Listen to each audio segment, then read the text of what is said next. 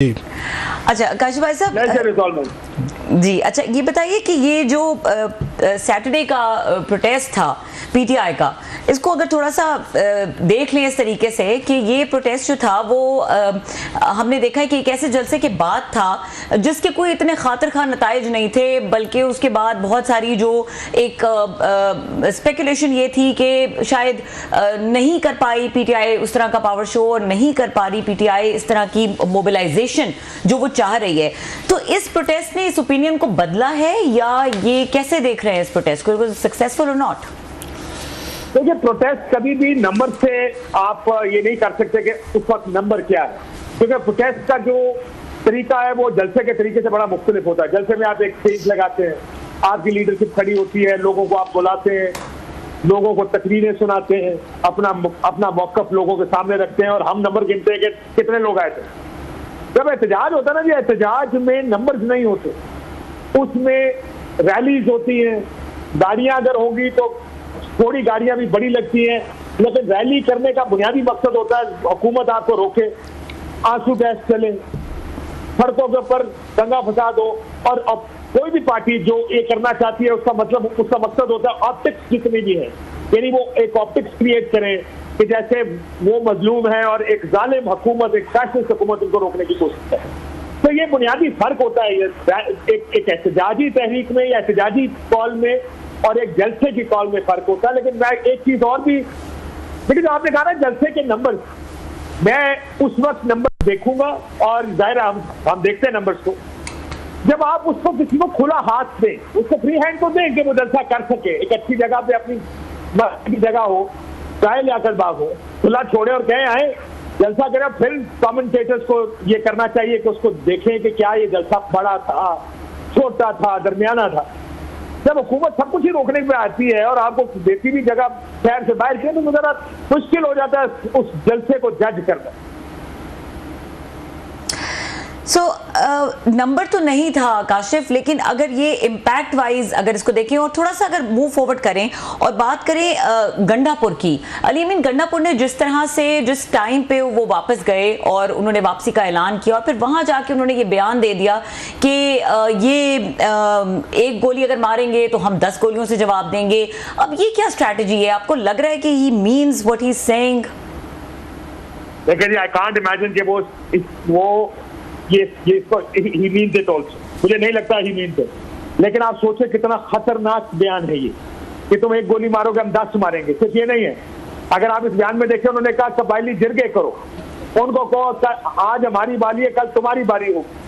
उन जिरगों को लेकर और फिर लोगों को आप लेकर पंजाब की तरफ जाएंगे। यानी आप एक सूबे के पुलिस और अवाम को दूसरे सूबे की तरफ लेकर जा रहे हैं इस सोच के साथ कि अगर खुदा न खास्ता गोली चलेगी तो हम बहुत गोलियां चलाएंगे। ये सिविल वॉर है, this is an armed struggle. सियासी जमातें पॉलिटिकल स्ट्रगल किया करती, कई दफा बहुत लंबी पॉलिटिकल स्ट्रगल होती। नेल्सन मंडेला की पॉलिटिकल स्ट्रगल 27 साल की थी, वो जेल में रहा 27 साल, लेकिन वो स्ट्रगल चलती रहती है। पॉलिटिकल स्ट्रगल के खदोखाल ही मुख्तलिफ होते हैं। ये आर्म स्ट्रगल की बात कर रहे हैं, ये तो सिविल वॉर की बात कर रहे हैं। मुझे तो खौफ आता है ऐसे किसी मंजर को सोच के कि एक तरफ से केपी के लोग आ रहे होंगे, जो कि हमें पता है कि वो बंदूक उठाना उनके लिए मसला नहीं है, वो पंजाब आएंगे, पंजाब में पुलिस उनके ऊपर आंसू गैस चलाएगी या बंदूक से फर्श को फायर करेगी। क्या आप सोच सकते हैं कितने खतरनाक मनाजिर होंगे ये? मुझे तो हौल उठता है ये सोच करके क्या होगा। काशिफ, आपका बहुत शुक्रिया, आपने ज्वाइन किया सर। मैं आपका प्रोग्राम देख रहा था और मैंने बड़े अरसे बाद आपको इतना मैंने वरीड देखा है, परेशान देखा है। आपने अपने बच्चों को भी मिसाल दी कि हमारे बच्चे स्कूल जा रहे हैं, चीज़ें हो रही हैं और जिस तरह के वाक़यात हो रहे हैं। तो ये खान साहब जैसे आपने भी ये बात की कि ये जो जद्दोजहद है पॉलिटिकल से ज़्यादा आर्म स्ट्रगल होती जा रही है। गॉड फॉर बिड्स, मुझे नहीं पता कंपैरिजन बनता है या नहीं बनता। तो जुल्फ़िकार अली भुट्टो साहब के साथ अगर जो ट्रेजिडी हुई थी उसके बाद हमने देखा उनके बच्चों ने भी इसी तरीके से उन्होंने हथियार उठा लिए थे और उन्होंने भी एक मुसल्लह जद्दोजहद उन्होंने शुरू कर दी थी। और पाकिस्तान में जो कुछ हुआ now it's a history. Benazir Bhutto साहबा ने और उनकी नुसरत भुट्टो साहबा ने अपने भाइयों से या अपने बच्चों से उन्होंने एक सेपरेट रूट लिया, एक पॉलिटिकल स्ट्रगल रखी और अल्टीमेटली वो 2-3 दफ़ा वज़ीर आज़म बनी, पावर में भी हैं।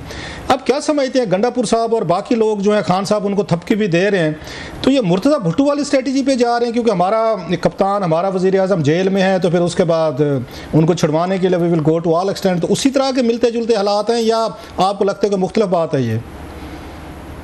देखिए राहुल साहब, आप जो अगर आपको जुल्फ़िकार याद हो, जी मैं उसी की बात पढ़ा होगा, बिल्कुल वो मुझे उम्मीद है कि हम उस तरफ एक सियासी जमात पाकिस्तान में उस तरफ नहीं जाएगी। आपको याद हो जहाज भी अगवा हुए थे जी हाँ, और बड़े आम पकड़े जाते थे उस वक्त। और मैं तो जाती तौर पे, क्योंकि मेरी फैमिली उस वक्त सारी की सारी पॉलिटिकल थी और पीपल्स पार्टी में थी, अच्छा, मैं तो बहुत सी चीजें उस वक्त सुना करता था और बाद में तो बहुत स्टोरियां सुनी मैंने। तो मुझे उम्मीद है, देखिए जाएंगे, मुझे नहीं लगता उधर जाएंगे, लेकिन इस तरह के बयान देने का फायदा क्या है?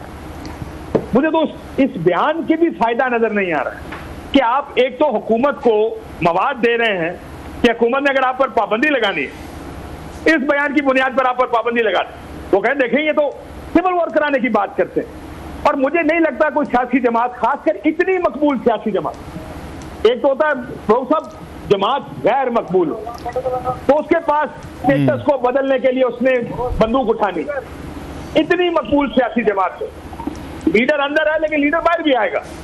आई कांट इमेजिन कि उनके पास इसके अलावा रास्ता नहीं।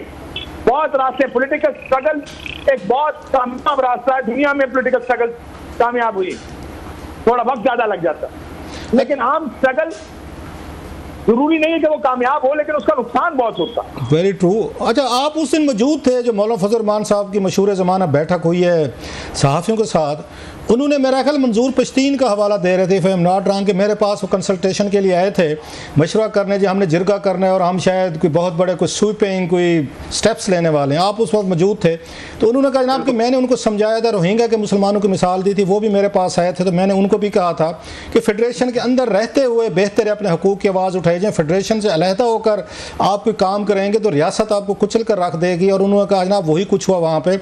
और उस नौजवान को भी मैंने यही मशवरा दिया था कि विद इन पाकिस्तान रहते हुए अपने, जो बात आप भी कह रहे हैं कि अपने पोलिटिकल उनके राइट्स के लिए लड़ाई लड़ते रहें, लेकिन अगर आपने कोई और रूट लिया तो रियासत तो इंतज़ार कर लिया कि जनाब आप इस तरह की चीज़ करें और वही कुछ हो जो रोहिंग्या वालों में हुआ।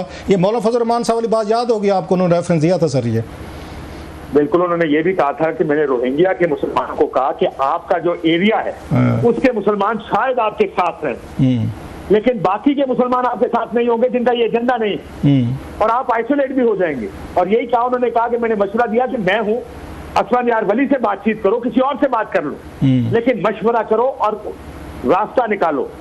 और रास्ता निकला। उन्होंने, आपको याद है, बताया था कि मंजूर पश्तीन ने अपना बयान बदला, उन्होंने कहा हम मुशावरत कर रहे हैं। बिल्कुल ये बात ठीक है। देखिए, एक सियासतदान जिसने नस्लों की सियासत देखी है, उन्होंने एक और चीज भी कही, उन्होंने कहा, आपको नहीं कही लेकिन उन्होंने बात कही है कि सियासतदान भुट्टो साहब इसलिए इतनी मुश्किल में पड़ गए कि आइसोलेट हो गए। सियासतदान जब आइसोलेट हो जाता है, अब देखिए हर सियासतदान ने मुश्किल वक्त में अलायंसेस बनाए,